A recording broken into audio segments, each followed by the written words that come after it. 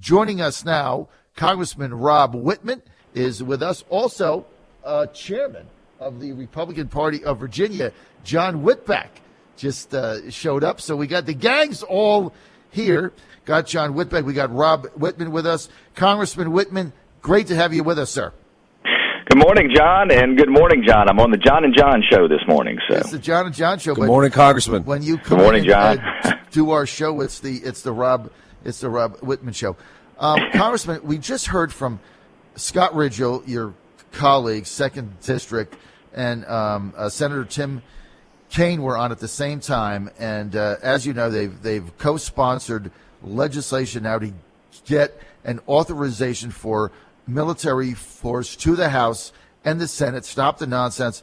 Now, Dr. Wittman, you're chairman of the Readiness Subcommittee, so obviously you're intricately involved in this. Why are we sending our men and women, Congressman, into harm's way without congressional approval? Well, Congress needs to act, John, and you know I've spoken about this as well as others in Congress to have Congress do its duty. And the duty that we have is to properly debate what our role is in defeating ISIS, what our strategy is, and as you know right now, we don't have what we believe is a comprehensive, successful strategy. You heard General Joe Dunford, who is chairman of the Joint Chiefs of Staff, when asked the question by Congressman Randy Forbes if ISIS is contained, he said no, and he asked if we had a strategy, and General Dunford, in a kind way but in a direct way, essentially said that we didn't, said that the strategy was there, which was piecemeal, but that it wasn't properly resourced, which is the same as not having a strategy. So we do have to have the debate about what are we going to do to defeat ISIS. What is it going to take for this country to do that? How are we going to work with our partners? You know, this 65-country coalition that the president says we have is not that. There are only 9 countries that are doing anything significant in trying to defeat ISIS. So if we are going to have a strategy that's going to be successful, we have to define exactly what that is. We have to be willing to define the enemy. We have to be willing to say that this is radical Islam that we are fighting. And we have to make sure that we have a debate and say, this is the authorization of use of military force that we give the president to defeat that. Now, the AUMF, authorization of use of military force, the president sent us, it's been now over 6 months ago, doesn't fit today. We need to have the debate about what resources should we put forward to defeat ISIS. And then what should we do in directing the needs from these coalition partners in making sure that they actually stand up and do those things. This cannot be a situation where the U.S. does it by itself. It will not be successful if it's solely a U.S. effort.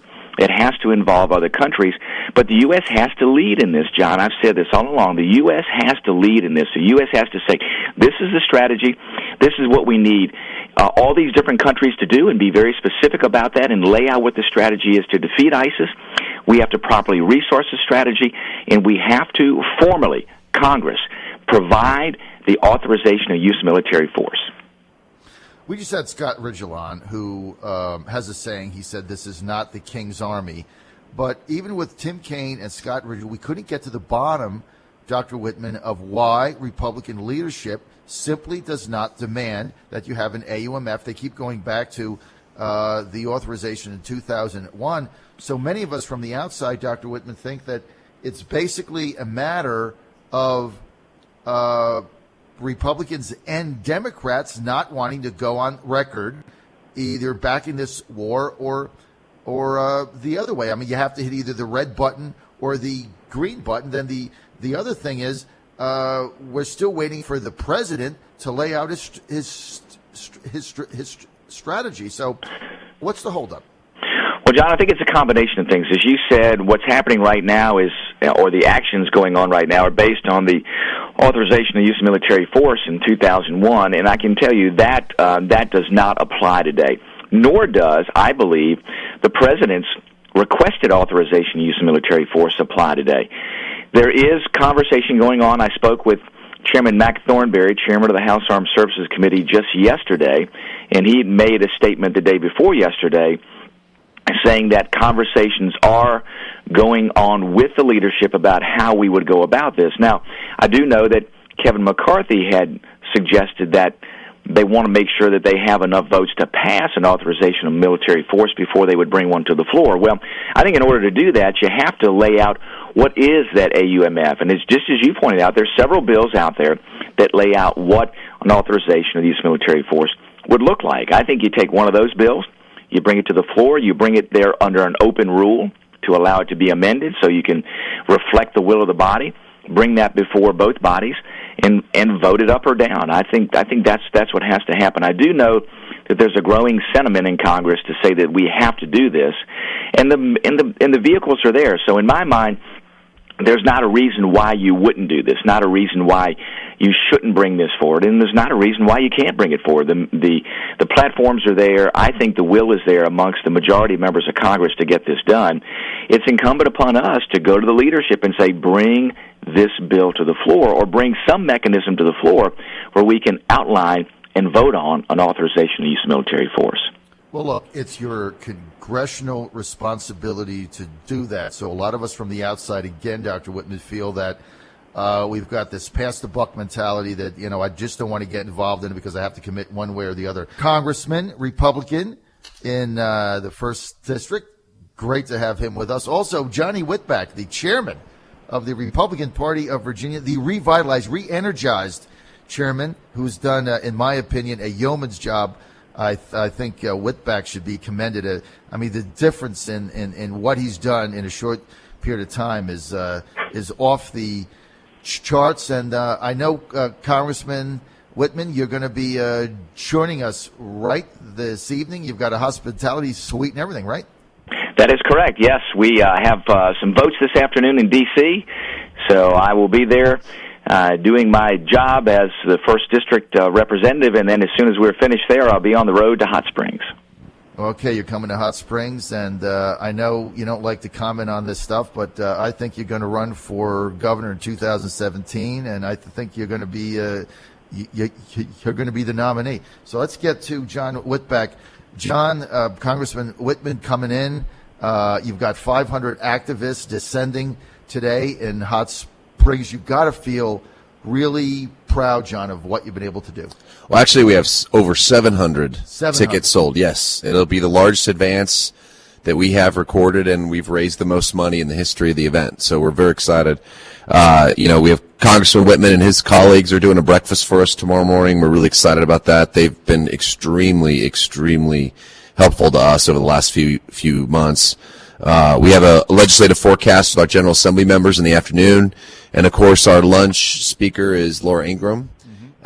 Tonight we've got John Bolton. Ambassador Bolton's going to come for our opening reception.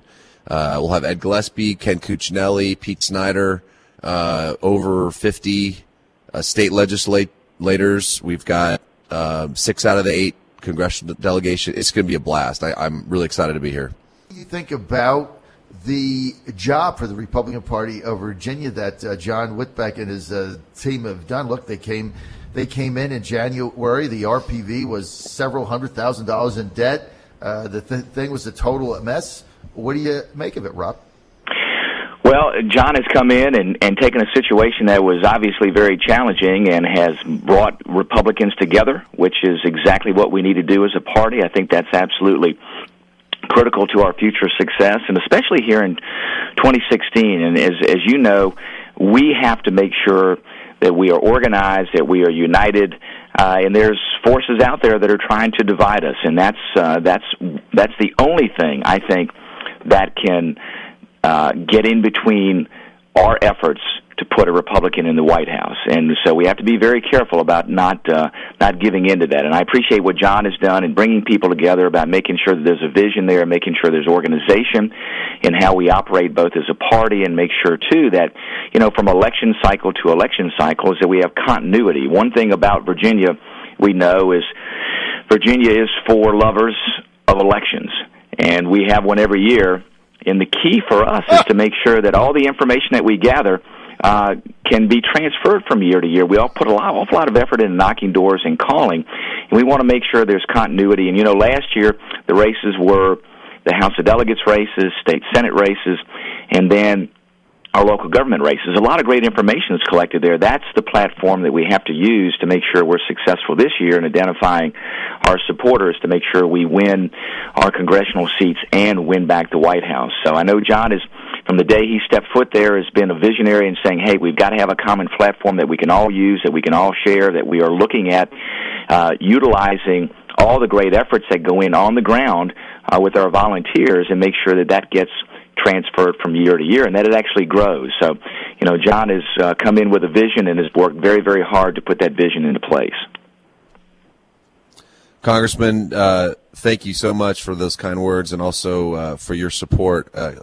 Just going back to what you were saying earlier, I'm sure you watched the president's speech and you're probably as disappointed as I was with the lack of leadership. What do you say to the Republicans coming to the advance this weekend to reassure them that it's really Congress that's leading the way on keeping us safe going into what are really dangerous times right now? Well, John, it is Congress's sworn duty to protect this nation and to protect the people of this nation, and we have to do that. We see that there is a lack of leadership coming out of the White House. I think at best you could call the president's speech ambivalent and a rehash of the same things. We have an obligation to make sure that we are looking at all of the different aspects of where risk comes from, things like the visa waiver program, which we passed a bill this week to fix that, to close the loopholes there. We're fighting very hard to make sure we look and put controls on any Syrian refugees coming to the country. We believe that there are threats there, and with the lack of proper vetting there, we do believe that's a risk. So that's all part of these appropriation bill negotiations. One of the things that's kind of holding things up is insisting that that language be part of this, as well as making sure that we are properly funding our military. John, I've been adamant that we are not properly resourcing our military. And General Joe Dunford, the chairman of the Joint Chiefs of Staff, said as much in a hearing last week when asked about the strategy to defeat ISIS. He says, well, we've got a strategy, but it's not properly resourced. And we have got to do that. We continue to go down the road of believing that shrinking our military, cutting military budgets is the way to properly protect this nation, and it's not. We're reducing the Army by over 40,000 soldiers at a time when the world is even more dangerous and when U.S. presence around the world is critical. And those soldiers provide a capability that not only allows us to defend the nation, but it allows us to deter aggression from others. What's the message we're sending if we're saying, hey, we're shrinking our military, we're not putting the resources into the military to do what it needs to do? That sends a terrible message across the world. So we have got to get the homeland security issues right as far as people coming in and out of the country. That's why I have a bill called the International Countries of Conflict that says if you leave the country to go to areas where we know extremists and terrorists are being trained, you cannot come back in. You can do that if you're going there on official business, but if not, we are not going to allow the flow back and forth of people that we know are being trained by these terrorist groups to come back into the country. So, we have an obligation to get it right. We have an obligation to make sure we properly resource our national defense so that we can get out there and defeat ISIS and also protect the homeland. Congressman Rob Wittman, we're out of time. We want to thank you for joining us today from Washington, D.C. We look forward to seeing you also this evening and tomorrow at the 32nd Donald W. Huffman Republican Party of Virginia Advance. John Whitbeck with us. Corey Lewandowski, National Campaign Manager. Donald Trump coming up. Mr. Trump could not make it today. He has laryngitis, so he's going to be on next week. Corey sitting in. We're going to see Congressman Rob Wittman this evening. Congressman, thanks for being with us, sir. John, thank you. We will see you this evening.